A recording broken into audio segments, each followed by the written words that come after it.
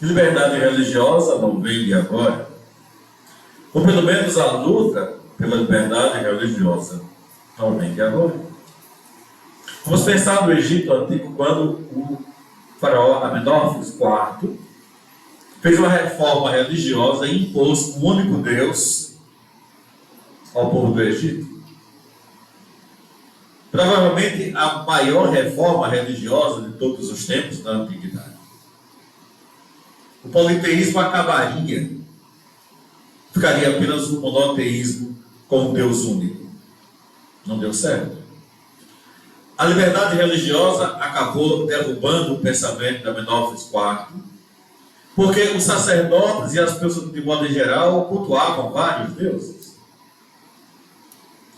Quando nós saímos para a Mesopotâmia, a mesma coisa vai se dar por lá. Quando lemos as cartas do rei Hammurabi, não o seu código, mas as cartas dele, nós encontramos em várias das suas cartas algumas observações que ele faz aos governadores das suas províncias, de que fulano e fulano estão me reclamando que não podem mais fazer a coleta dos templos de A, B, C e D, porque alguém está impedido por conta de outros deuses que querem imprimir sobre todos na Mesopotâmia. E lembrando que o panteão sumeriano era muito maior do que o panteão dos deuses egípcios, em número de deuses. E depois nós avançamos para a Grécia, e dá-se a mesma coisa na Grécia. Aquela enormidade de Deus, e o que é pior, de deuses que se relacionavam com os humanos até sexualmente. Eu não vou perguntar aos meninos, mas às meninas, o Trazenha, Clarinha, etc. Quem aqui fez balé? Você fez balé? Fez balé. Você já fez balé? Ah, meu Deus do céu. Valeu, Jesus. Um dos balés mais belos de todos os tempos, o Lago dos Cisnes. O que é o Lago dos Cisnes? Zeus, querendo conquistar Leda, mulher casada, honesta, digna do seu esposo, fez de tudo para conquistá-la e não conseguiu. Então, transforma-se no belo cisne. Enquanto Leda nadava no lago, ele se aproxima de Leda e a possui. Que deuses eram aqueles do Olimpo? E aí houve algumas tentativas de reformas jurídicas, especialmente em Atenas e Esparta, e tentaram mexer um pouco, sobretudo Clístenes, mas não conseguiu.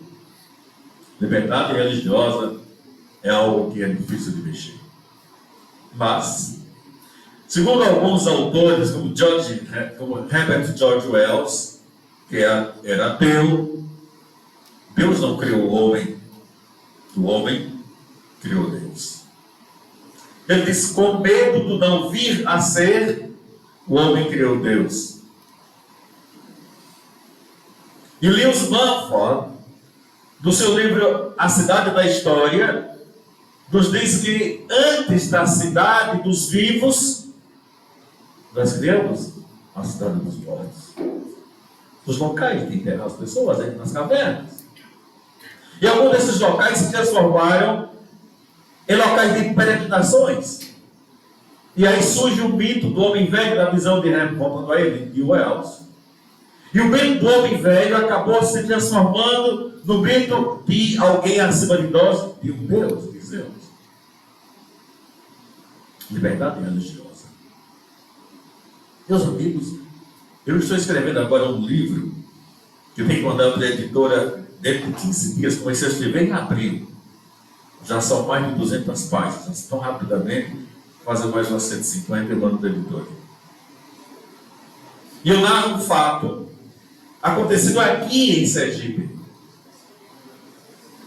O Frei Inácio de Tolosa veio em 1575 a Sergipe, Santa Luz do Itaim, onde já tinha um aldeamento do padre Gaspar Lourenço. Ele relata algo que nos leva ao dilúvio. Quando eu estava nesta casa estudando, eu fiz 2 trabalhos a pedido de 2 professores. Um sobre a serpente. Coitado da serpente. Eu tenho pena da serpente. De quem é a culpa do pecado original é de Adão, não, é da mulher, é de Eva. A mulher não, foi a serpente. Quem se lasca é a serpente. Terrível isso. Nós jogamos para os outros, até porque nós não somos fraternos. Meus amigos, minhas amigas, os índios de Sergipe, em 1575, tinham conhecimento do dilúvio, embora de uma forma diferente. Então, narrou o cacique ao Gaspar Lourenço que um dia, um cacique com raiva jogou uma lança na terra, dali brotou uma fonte que inundou toda a terra. E ele fez uma casa muito bem tapada com a sua mulher. E quando as águas baixaram, eles saíram e repovoaram a terra. E aí o padre foi explicar a versão correta, segundo ele, do dilúvio.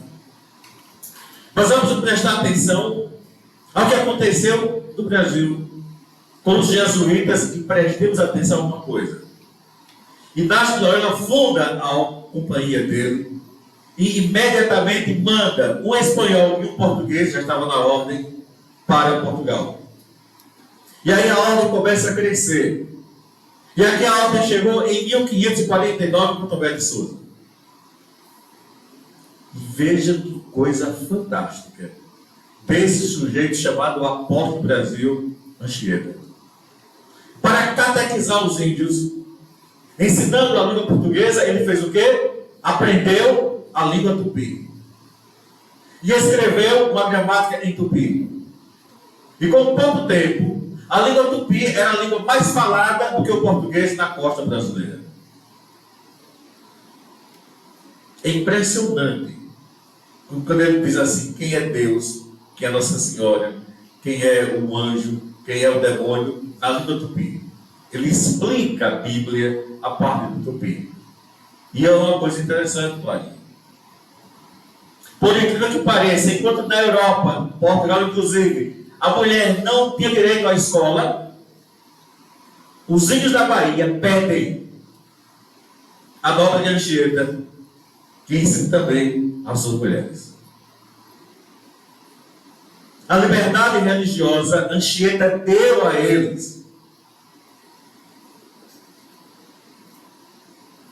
Não os obrigou na catequese. Há um livro interessante, Colonização e Catequese, do professor Paiva. Deu Paiva da... Tem um negócio errado que eles fazem. Aí preste atenção agora também a isso. Mas essa liberdade religiosa que veio da Península Ibérica era que tipo de liberdade religiosa?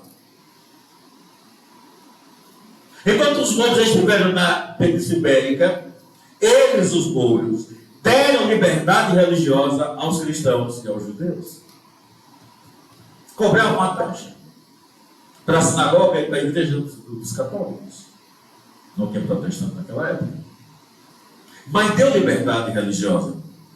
E depois que a Península Ibérica os derrota e os chamados reis católicos se aliam à igreja católica, não se deu liberdade religiosa aos judeus e aos muçulmanos. Tanto é que quem veio para colonizar Sergipe, quando pedia uma sesmaria, uma porção de terra, dizia assim: eu, fulano, cristão velho, porque o cristão novo não tinha direito a pedir terras. Que era cristão novo? O judeu convertido a pulso, ou o muçulmano a pulso convertido. Ora, mas nós avançamos no tempo. Eu acho um erro muito grande da Igreja Católica foi quando se aliou em qualquer tempo ao Estado. Não é bom. Não foi bom. Mesmo com Constantino. Mas aí tem uma coisa também histórica a ser compreendida. Nós estamos massacrados. A gente fala muito em Nero. Leiam, quem não leu ainda, A Revolução pela Cruz, da Paulus. É um livro editado em Portugal Na Loja Paulo vende. Baratinho. Não custa mais de 40 contos, eu acho. Eu comprei algum para dar de presente, quase que R$ 38. Uma beleza de livro. A gente pensa que o impedimento maior de crescer o cristianismo foi dinheiro. Não foi. Não foi. Lembremos do ano 70 da era cristã. Pedro, que era um moleque de 21 anos de idade, já general do seu pai, Vespasiano, foi destruído completamente Jerusalém. O pai é assassinado, ele assume o poder como imperador. Ele é assassinado, assume Domiciano, o irmão dele. Este, sim, foi o maior perseguidor de cristãos de todos os tempos, em Roma. Então, compreendamos Constantino, religião oficial do Estado. Já havia liberdade religiosa, mas agora é religião oficial do Estado. Não é bom. A liberdade, sim. A oficial, não. Nunca foi bom. Nós erramos muito por isso e padecemos muito por isso também. Então, nós avançamos no tempo. Na Idade Média, especialmente lá atrás, na alta Idade Média, no começo da Idade Média, quando cresce enormemente a patrística, sobretudo na visão do bispo de Hipona, no norte da África, que é o sujeito que eu mais adoro. Porque converteu-se já depois de bagunçar muito. E eu fui ordenado um padre aos 60 anos de idade. Disse o Antônio Amigo Tony de Duca, doutor Zé Lima, você é o padre mais certo do mundo. O senhor namorou muito, é para ser padre. O padre não namora, quer namorar depois. De padre. Então, Agostinho, para mim, é o sujeito mais formidável que existe, porque eu quis ver desse ponto de vista. A patrística espalha um pensamento filosófico e teológico que se ramifica de forma impressionante no momento em que a igreja começa a fechar-se. E depois, a escolástica, sobretudo com Tomás de Aquino, mas também com outro que admiro profundamente, que é Guilherme Teócan, que assistiu o filme, leu o livro, é aquele sujeito franciscano que vai lá para o mosteiro para resolver as questões da popular. Irmão William, Guilherme Teócan. A igreja vai cada vez mais crescendo no domínio, digamos assim, da religião. Vem a queda, a separação com a igreja ortodoxa russa, depois com os irmãos protestantes. E eu queria aqui ler 2 linhas só de uma carta de Lutero, Martinho Lutero. Ele defende a necessidade de escolas espalhadas em todos os lugares para homens e mulheres. E diz assim: é que nós na Alemanha pensamos que a escola é apenas para formar padres. E toda vez que nós ampliamos a escola para uma maior parte da população que não a tinha, nós demos ao povo a liberdade de escolher. E o trabalho dos jesuítas foi uma coisa formidável, mas eles detinham todo o poder educacional em Portugal e nas possessões de Alemar. Finalmente, em 1759, o Marquês de Pombal os expulsa completamente de Portugal e das suas possessões. Ele levanta a campanha defamatória contra a Companhia de Jesus em toda a Europa. Mas não durou muito. Dona Maria I, a louca, assume todo com a morte do pai, que, como era ministro, não revogou a expulsão, mas começou a abrir novamente para a igreja. E quando o neto dela, Pedro I, assume, em 22, entre nós, e com a carta, Clarinha falou, em 1924, o catolicismo era a religião oficial do Estado brasileiro. Ruim.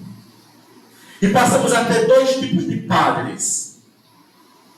O padre colado e o padre encomendado. O padre colado era funcionário público do Império. O padre encomendado era aquele padre que naquela cidadezinha Michuruca de Alagoas, Palmeira dos Índios,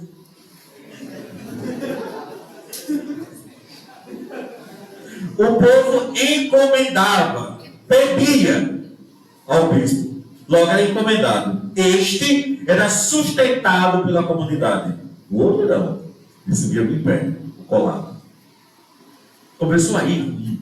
Você tinha dois tipos de clero. O encomendado, coitado. E o colado. Ruim. Vem a República e acaba com isto. E diz até que o Estado brasileiro é laico. Acabou o ensino religioso católico das igrejas. Perdão, das escolas. E aí, o que vai acontecer? Vargas assume o poder em 30. Perde a eleição, junta os cavalos do Rio Grande do Sul, bota no trem e desce do catete do Rio e tomou o poder. É a primeira vez na história do mundo que os cavalos tomam o poder. Aconteceu. No Brasil acontece de tudo. Se fosse em Palmeiras, porque é Palmeiras. Não, foi para os então. Mas aí Vargas, sabidamente, na carta de 34, e aí acontece algo também formidável. Mulher do Brasil não votava, passa a votar com o voto eleitoral de 32. Vota em 34. E o nosso conterrâneo Jato Figueiredo do Rio, junto com o cardeal Leme, criam a Liga Eleitoral Católica. Criam um partido, o cardeal não aceitou. Liga Eleitoral Católica, que se juntou a um partido, digamos, de direita, para eleger muita gente, e elegeu muita gente. Em 35, na Constituinte Estadual daqui, a igreja elegeu o Cônego Miguel Monteiro Barbosa, que batizou em 2. Na Constituinte 47 estadual, a igreja elegeu o Cônego Edgar Brito, lá do Rosário. Comandou a Liga Eleitoral Católica, um sujeito que foi, não foi expulso, não, como dizem alguns, é mentira, que foi convidado a sair do seminário de Maceió e veio parar no seminário de Aracaju. Avelar Brandão Vilela. Que comandou a Liga Eleitoral Católica, aqui. E em Laranjeira, numa eleição de Leandro Maciel, em que o Partido Comunista aliou-se ao AUTN, porque os irmãos do governador ao governo do Estado eram do Partido Comunista, 2 deles, o bispo emitiu uma carta para ser lida em todas as igrejas na hora da missa, dizendo que não era para votar no candidato da UDN, que era para os comunistas. Acontece que em Laranjeiras, a UDN era financiada por Dona Adélia Franco, a avó de Albano Franco, da UDN. O padre Jonatas Fael disse: Dona Adélia, o que é que eu faço? Se eu ler, espanto o nosso eleitor. Se eu não ler, discuto do bispo. Procura o padre Avelar. Da Liga Eleitoral Católica, ele vai me dizer o que fazer. Avelar disse: leia em latim.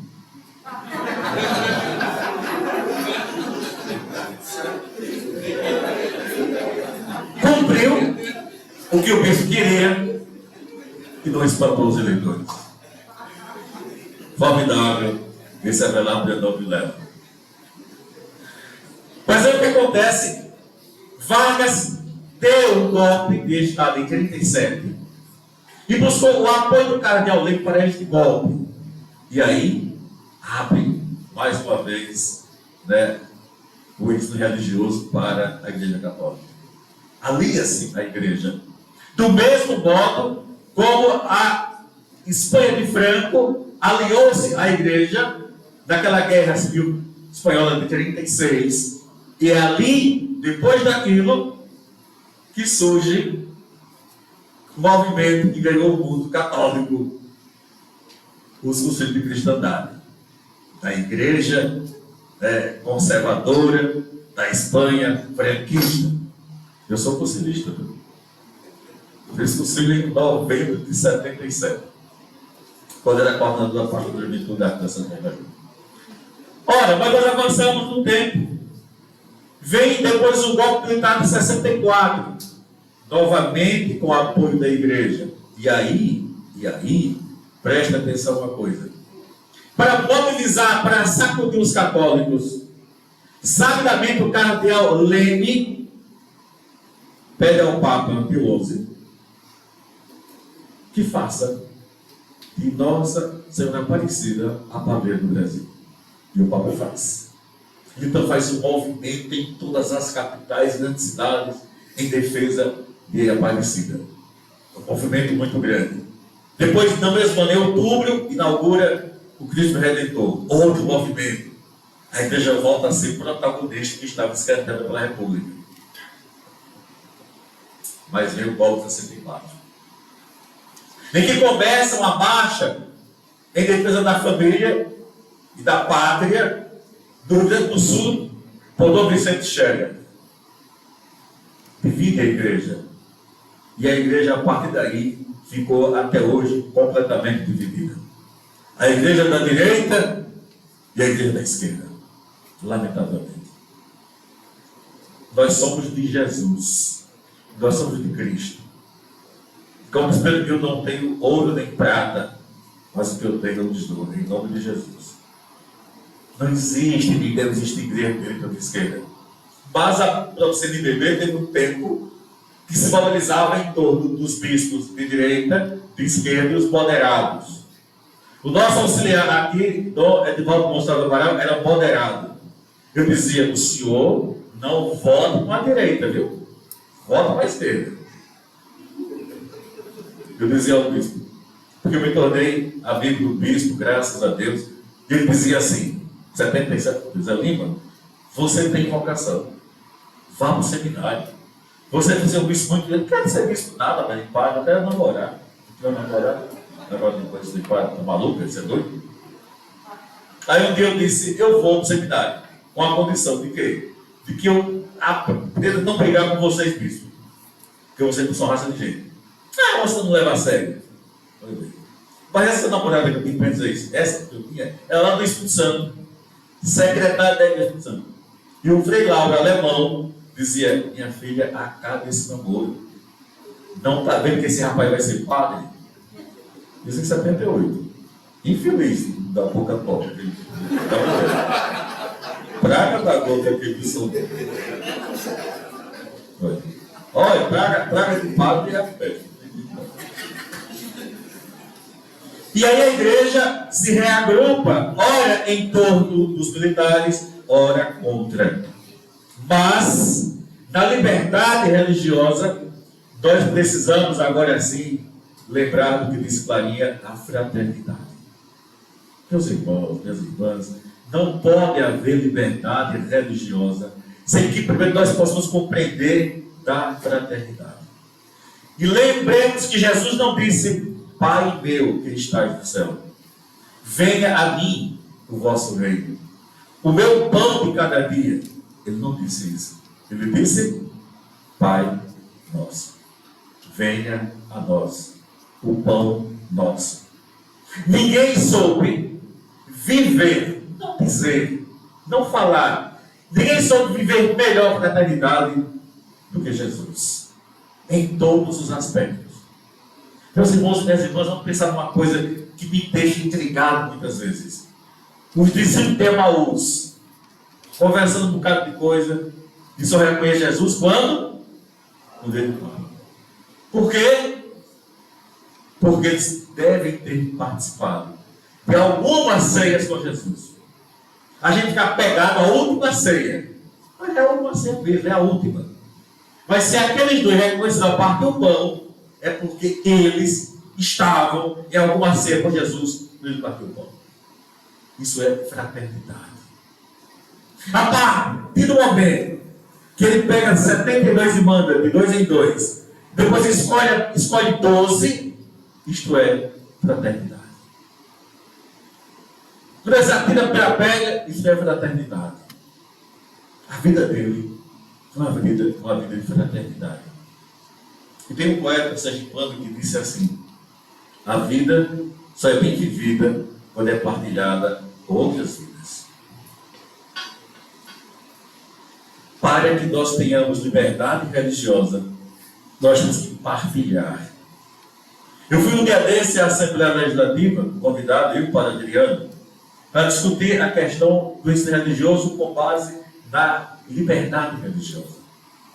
Ali tinha judeu, aqui um grupo de judeus, tinha alguém que representava os muçulmanos, um bocado de mãe de santa, menino, passou assim uma velha muito perto de mim, me soltou uma baforada de cachimbo, eu quase caí. Filha da conta, eu sou preto, já devia estar acostumado, mas não meteu o bafo do cachimbo da velha, não. Mãe não sei o que lá de Socorro. E nesse momento, dessa discussão, eu disse: vocês. Aí é o que acontece. Na hora de bater na gente, junta todo mundo. Lá foi assim. Os protestantes detestam gente de terreiro. É coisa do demônio para eles. Detestam. Mas quando é para se unir contra a igreja, todo mundo se une. E aí, eu mostrei uma coisa a eles. A discussão era esta. O Acordo Brasil-Santa Sé, que diz assim, no artigo 11, a República Federal do Brasil, em observância ao direito de liberdade religiosa, da diversidade cultural e da pluralidade confessional do país, respeita a importância do ensino religioso em vista da formação integral da pessoa. Não diz ensino religioso católico, não. A igreja abre, ela se abre. Mas eu lamento profundamente que nós padres, e eles bispos, que vocês seminaristas, alguns talvez, ainda não aprendemos o que é o Concílio Vaticano II. Depois desses anos todos, aliás, na parte da igreja que detesta, né? Eu não faço parte dessa igreja, não. A igreja aí, eu fico aqui no celular, olhando, né? Frei Gilson, padre Paulo Ricardo, agora parece mais um gordo que é coisa horrorosa. Né? Malafaia, Valdemiro, eu vejo todos, rio que me acaba com as presepadas deles. Nós precisamos compreender a igreja a partir do Concílio Vaticano II, sem que isso nos faça nos desapegar de nada do que Jesus nos ensinou. E quando você fala em liberdade religiosa, precisa compreender o que Jesus disse. Quem quiser que acredite ou não, eu vim para que todos tenham vida e a tenham em abundância. Um dia perguntaram a Dani Volta, Gonçalo Amaral, no convento de São Cristóvão. Os pais dela estavam. Aliás, começaram a namorar no convento de São Cristóvão casado. E eu fui auxiliar do namoro. Me deu um trabalho para a desgraça. Mas fazer o quê?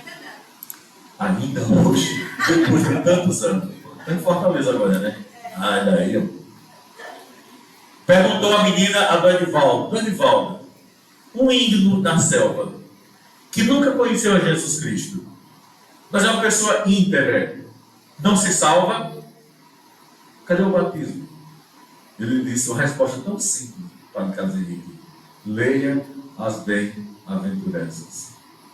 Bem-aventurados, bem-aventurados, bem-aventurados, bem-aventurados. As bem-aventuranças é o mais belo discurso de fraternidade que eu conheço.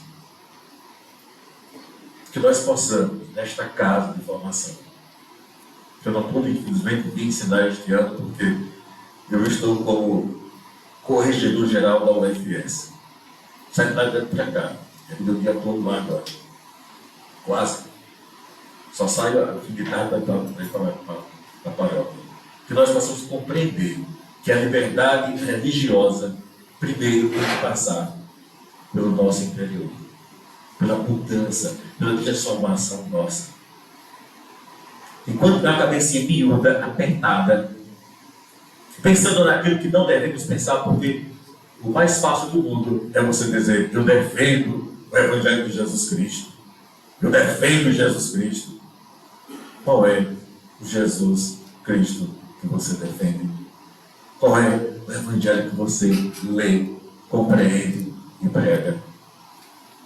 Se não for fraterno, não é evangelho. Se não for fraterno, não é Jesus.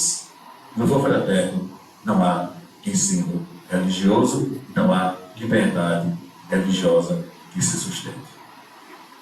Afinal de contas, veja como nós somos aqui. Olha a multiplicidade de pele que nós temos aqui. Cada uma mais bonita do que a outra. Porque somos fraternos. Devemos ser. Aliás, falar em fraterno e pele, Padre Carlos Henrique, a parte da Piabeta, nós somos Serrado, e eu e Adriano, né, fazendo lá estágio com ele, perto da nossa ordenação diaconal, aí me pede para fazer a homilia no domingo. Quando eu olhei no presbitério, 3 negão no presbitério, lembra? Eu disse, se São Benedito chegasse aqui, não ia ter lugar para ele despertar, já tem preto demais. Eu nunca vi uma concentração de padre preto tão grande na minha vida como esse. O menino desconheceu a igreja. Aí naquele dia nós criamos o quilombo espiritual da Piabeta.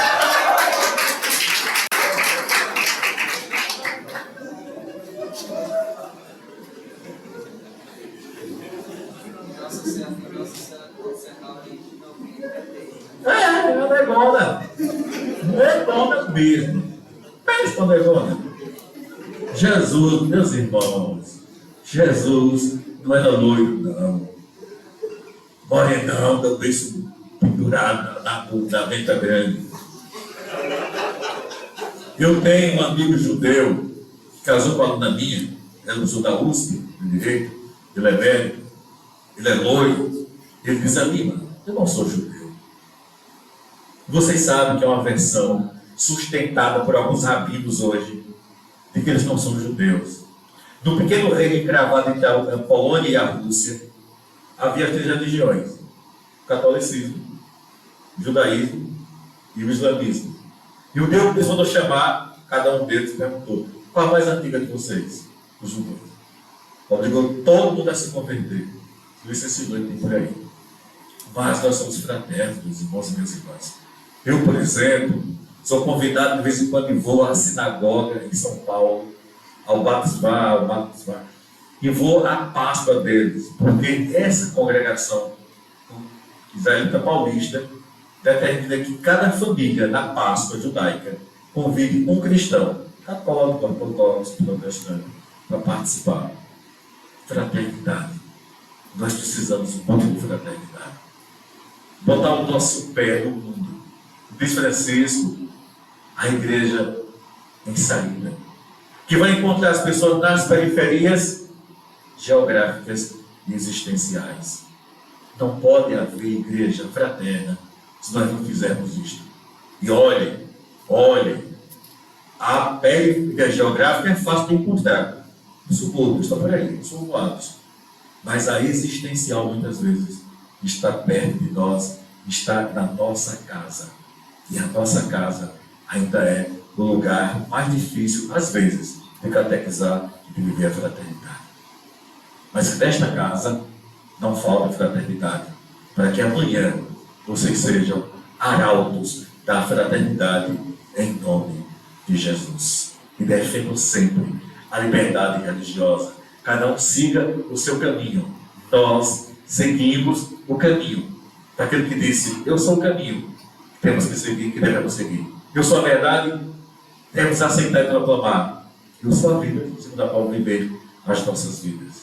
Eu não tenho ouro, nem prata, mas o que eu tenho, em nome de Jesus, eu lhes dou.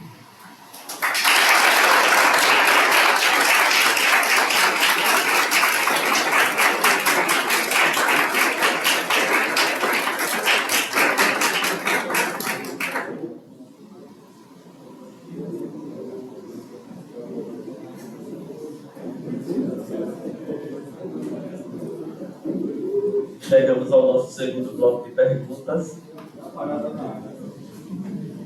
e aqueles que desejarem fazer as suas reflexões, sintam-se livres. Pronto, eu aqui. Primeiro, parabenizar pela exposição, tanto de Clara como de José Lima. Permita-me assim chamá-los, né? Zé Lima, por toda a trajetória que nós já vivenciamos juntos, e Clara, sou seu discípulo. pela familiaridade que tenho com o pai e com a mãe.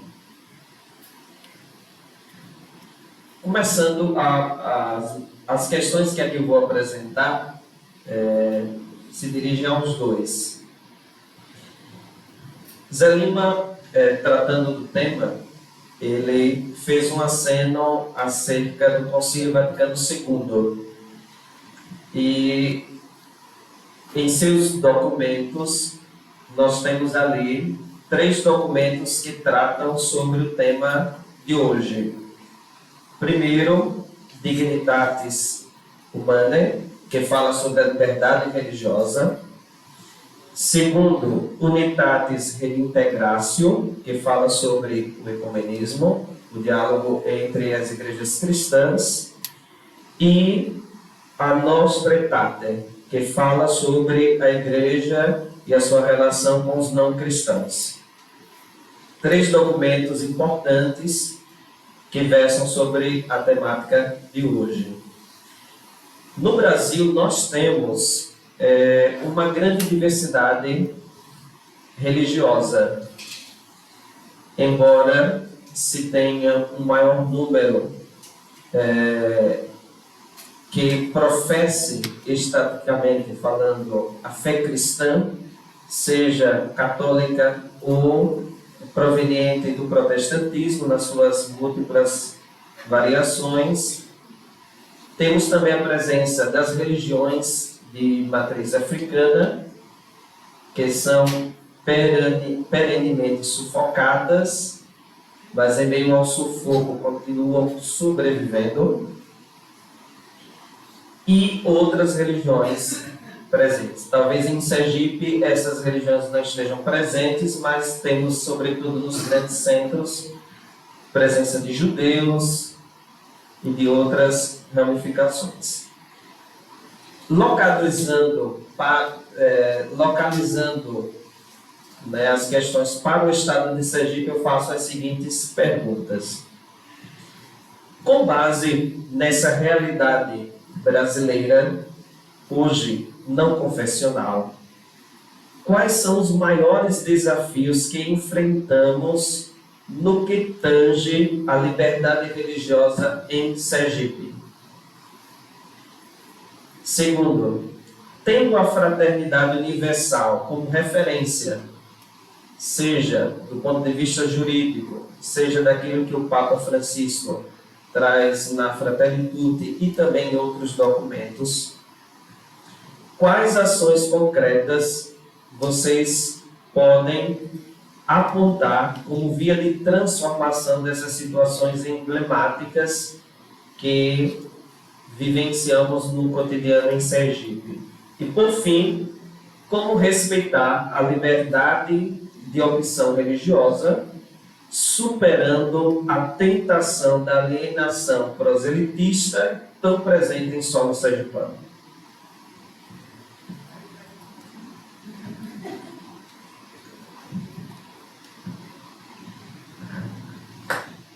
Em 1916, o cardeal Sebastião Leme fez um discurso e disse assim: que maioria católica é essa? Tão insensível quanto leis, governos, literatura, escolas, imprensa, indústria, comércio e todas as demais funções da vida nacional se revelam contrários ou alheios aos princípios e práticas do catolicismo. Quando ele disse isso, reclamando, ele estava também se colocando nessa situação, lamentavelmente. Mas Sergipe, eu não consigo entender por que é que nós somos assim um pouco intolerantes ainda com os nossos irmãos de matriz africana.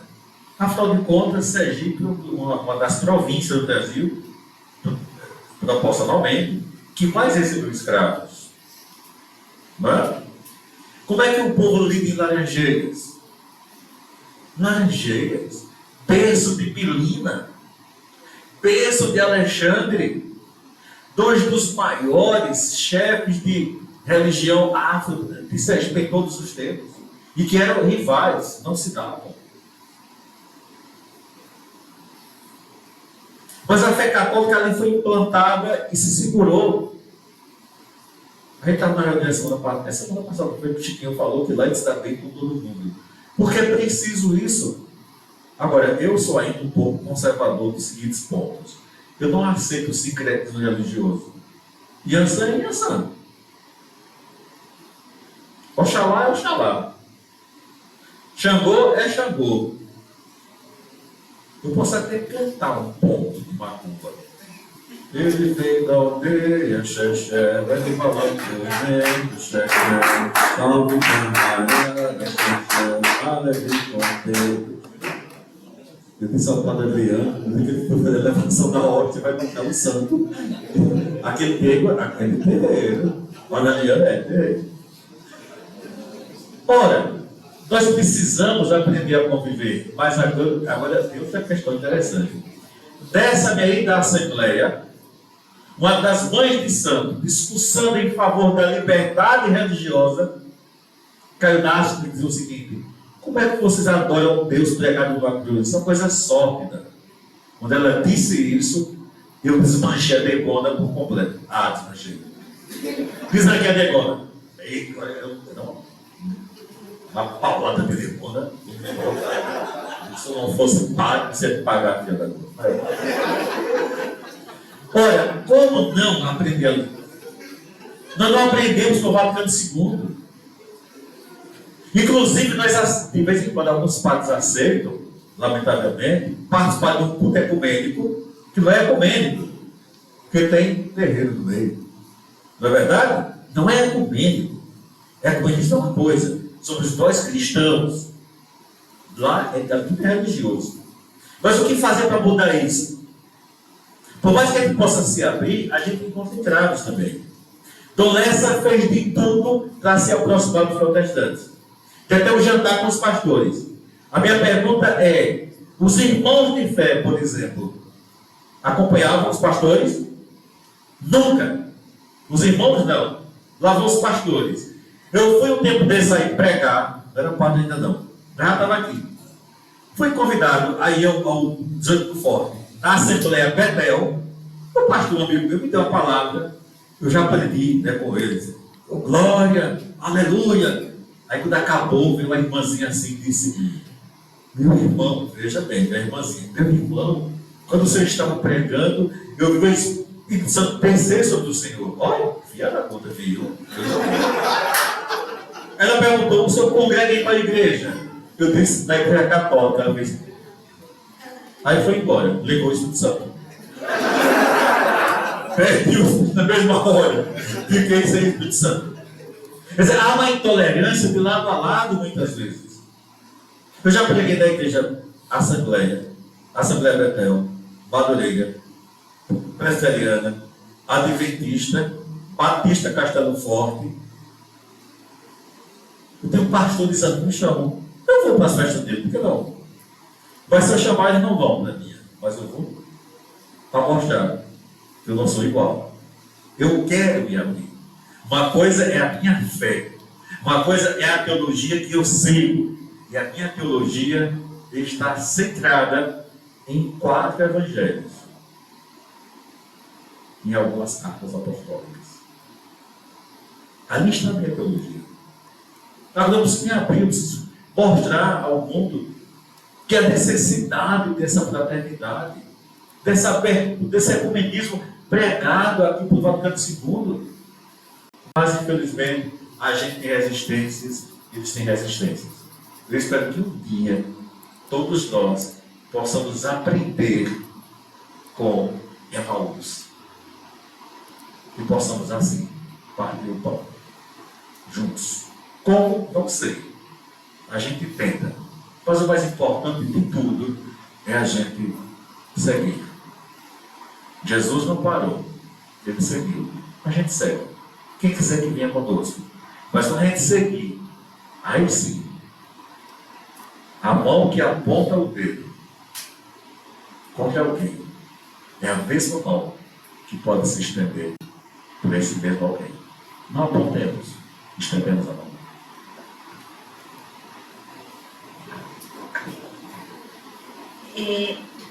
Eu penso também, como o Padre Zé Lima, né, que não é uma missão que é simples, não é uma missão que é fácil. Né? Viver a fraternidade é interessante, né, porque como professora, às vezes não, quase sempre eu digo, em sala de aula a gente tem um grupo que estuda Direito e Fraternidade, e eu sempre falo, olha, não adianta falar de fraternidade e não viver a fraternidade. Então, fraternidade, né, toda essa compreensão, liberdade religiosa e fraternidade precisa realmente de uma transformação cultural. E para transformar, né, a gente sabe, muito bem colocado, né, que existe realmente uma grande intolerância religiosa em todo o Brasil, né, não apenas em Sergipe. Eu morei 4 anos na Bahia e lá, por mais que seja muito forte, né, a diversidade religiosa, também existe uma grande intolerância. E me parece que o caminho ainda é o caminho que eu continuo acreditando, que é a educação, né? A educação, ela é capaz de transformar. Esse momento que a gente passa, que vocês passam aqui essa semana, né, que vocês têm aqui de formação, são nesses espaços de diálogo, de debate, né, de conversa e de aprofundamento que nós conseguimos enxergar ações, né, para ações internas mesmo, né, para essa transformação, para essa compreensão. E eu acredito muito naquele processo de que depende de cada um de nós, né? Depende da nossa... somos nós que somos agentes de transformação, né? Então, cada um no seu lugar, né? com a sua função, com o seu trabalho, né? Dentro de casa, somos agentes de transformação. E a partir dessa agência, né? Ou seja, essa atuação, desse agir fraterno, que efetivamente a gente vai compreender que a diversidade ela só traz beleza, como bem pontuou o Padre Zé Lima. Seria muito chato, né, Zé Lima, viver num país todo mundo igual, todo mundo pensa igual, ninguém discute, ninguém debate, não ia ter graça, né? Não ia ter vida. Né? A ideia e a beleza da vida é a diversidade, é a diferença. Então, que bom que temos outras culturas, que temos outras religiões, para que nós consigamos aprender com elas também. Quantas coisas nossos irmãos, nossas irmãs nos ensinam todos os dias. E é isso que eu estava dizendo, né, quando eu palestrei e que agora eu reforço. A gente deve buscar, né, obviamente que isso é o que o ecumenismo prega, né, com muita força dentro das religiões cristãs. O que a gente tem em comum? Né? Mas para além das religiões cristãs também, quando a gente olha outras religiões, o que a gente tem em comum? Somos filhos do mesmo Pai, né? O amor, ele é comum em qualquer religião. O amor é comum. São formas diferentes de expressão de amor. Porque toda e qualquer religião ela vai ter que ser pautada no amor, né? No amor ao outro, no reconhecimento do outro, né? Então, assim, penso que e a nossa religião ela traz muito essa visão, né? Ama o próximo como a ti mesmo, né? Então, penso que faça ao outro aquilo que você gostaria que fosse feito a você. Essa é a nossa medida, é a regra de ouro. Eu vou agir, eu vou fazer com o outro aquilo que eu gostaria que fosse feito comigo. E assim a gente consegue, sim, ações pautadas, né, na fraternidade.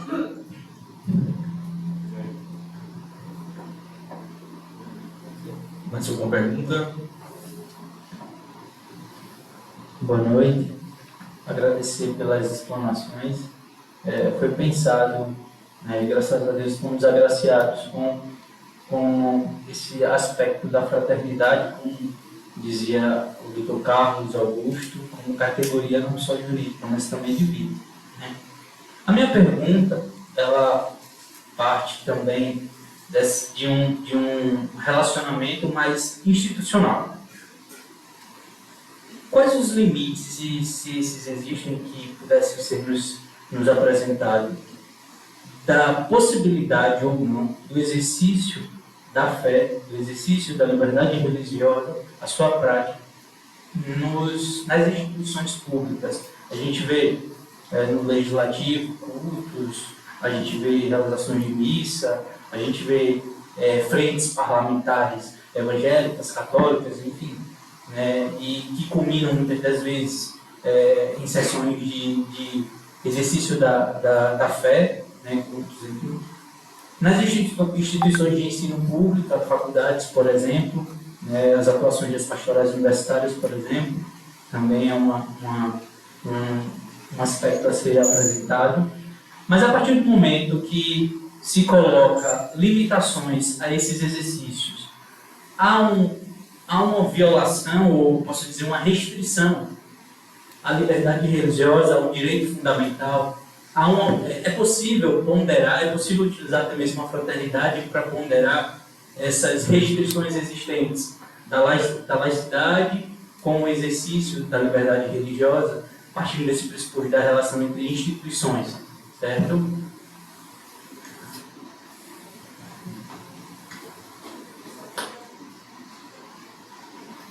A gente tem que discernir o que são os espaços públicos. O Estado é laico, mas as pessoas não são leigas. Leiga no sentido de clero e laicado diferente. Thomas Borges, em A Utopia, ele diz que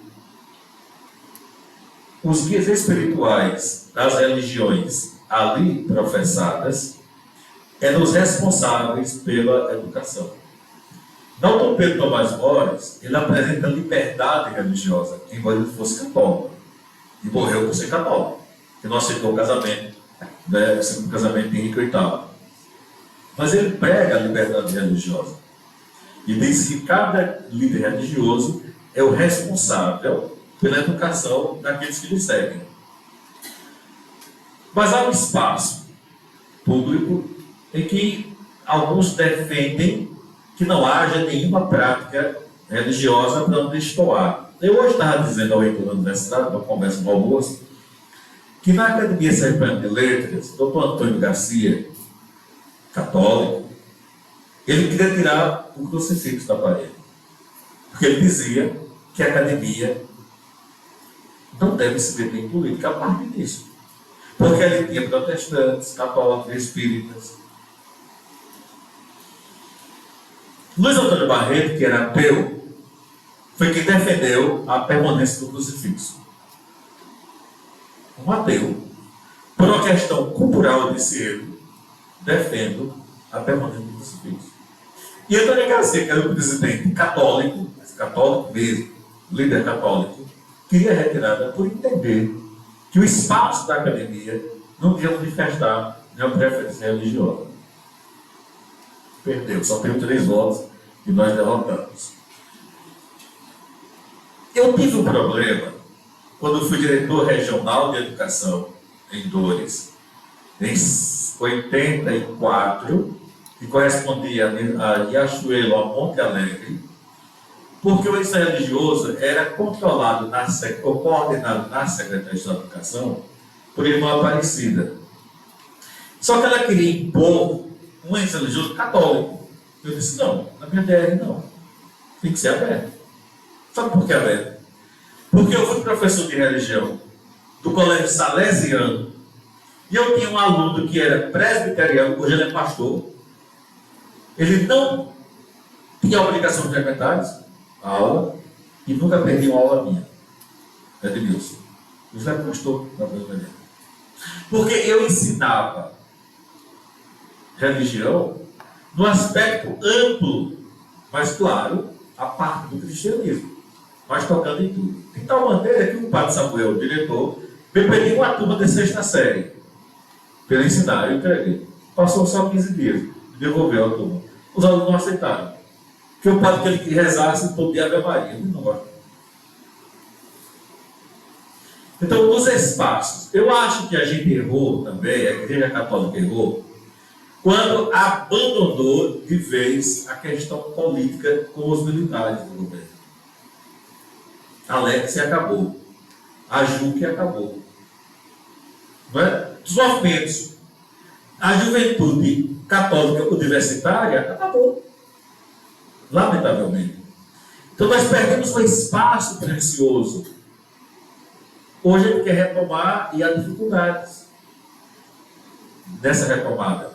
Por exemplo, a pastoral universitária, eu não sei como é que anda. Era Pina quem estava à frente. Não sei se tornou com Pina ainda. Não sei como é que está. Preciso rever isso. Então nós perdemos espaços, lamentavelmente. Vocês imaginem. Os pais do Clarinha é do meu tempo. A gente tinha o TLC, Treinamento Dessa Cristã, que era responsável pela pasta da juventude da Arco da Santa Caju.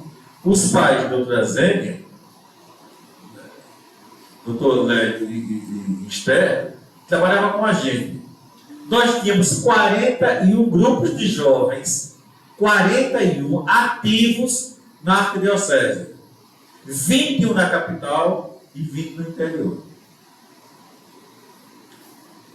Quem nos assistia? O padre Elias, salesiano, que foi embora para o Juazeiro. Aí colocaram o padre Dalmo César, que era o padre de Itapuranga da Ajuda. Só que Dalmo foi ser reitor do seminário. Ficamos sem padre.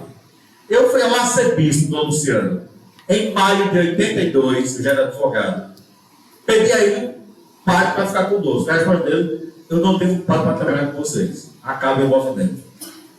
O arcebispo mandou acabar o movimento que tinha 40 e um grupo de jovens ativos.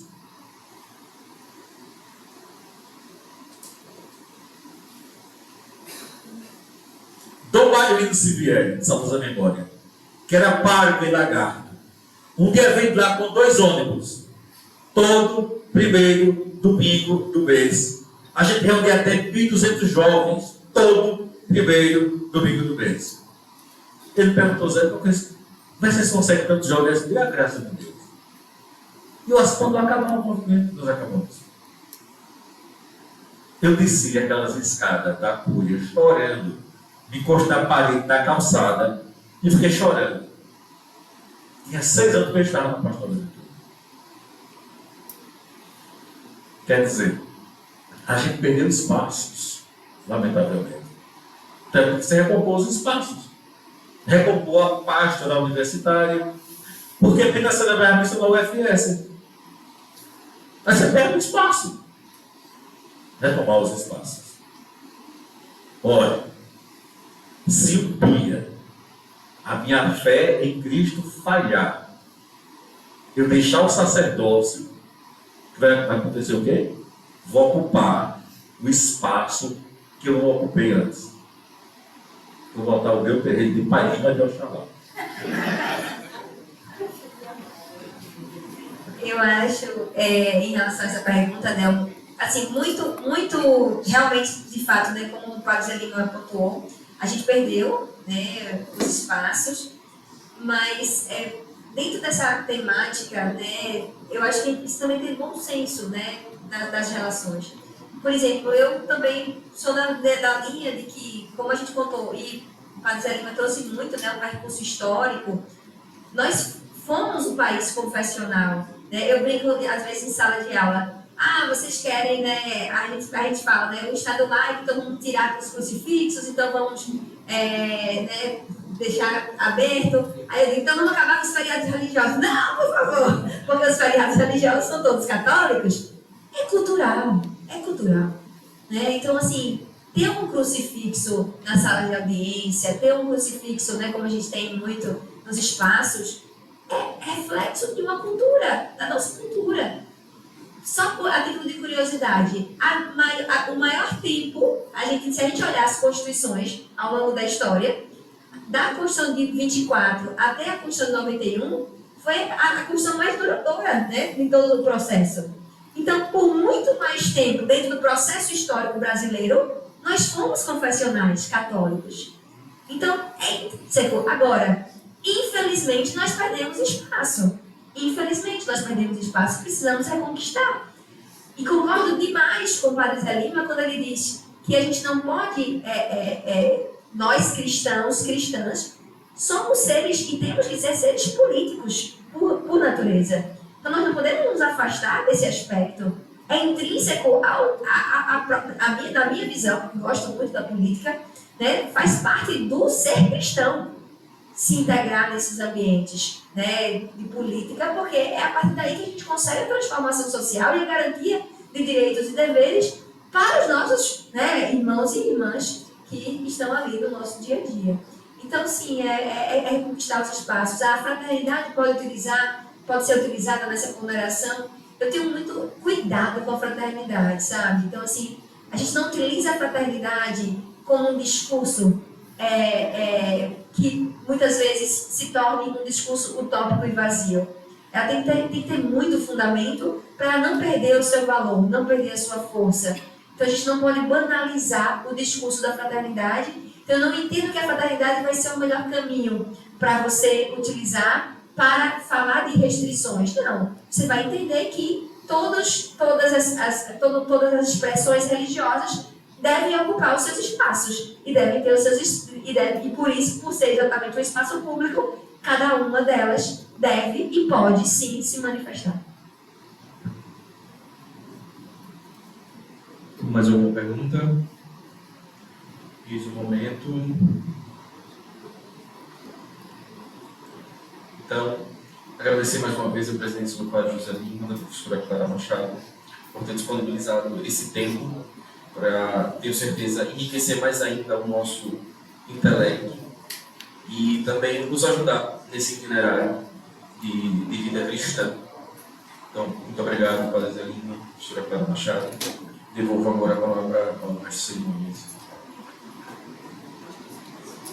Nossa gratidão à doutora Clara Cardoso Machado pela excelente explanação acerca da fraternidade universal, dos direitos humanos e embasando sempre a sua fala no Magistério da Igreja, por meio da Fratelli Tutti, e também nossa Carta Magna e na Conferência dos Direitos Universais. Externando a nossa gratidão também, nós gostaríamos de convidar o doutor Adelmo para entregar à senhora essa singela homenagem.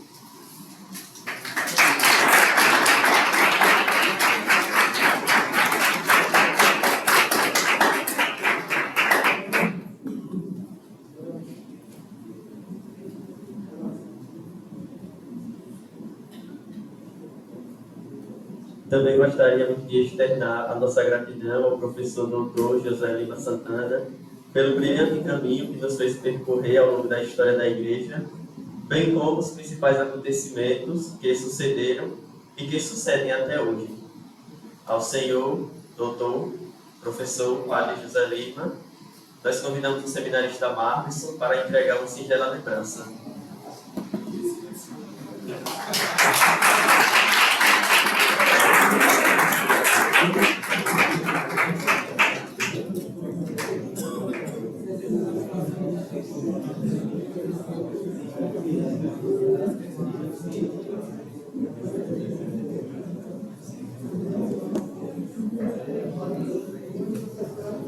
Externamos a nossa alegria em ter a presença de cada um de vocês em nossa segunda noite da 18ª Semana de Teologia. Amanhã, aguardamos a sua participação na terceira palestra deste evento acadêmico, que será mediada pela senhora Ana Lúcia Dantas e terá como palestrantes a professora doutora Tanise Tomasi e a professora mestra Lorena Costa Ribeiro. Terá como tema Família e Cidadania, nulidades e efeitos do casamento religioso no âmbito civil, pensões vitalícias e regime de bens.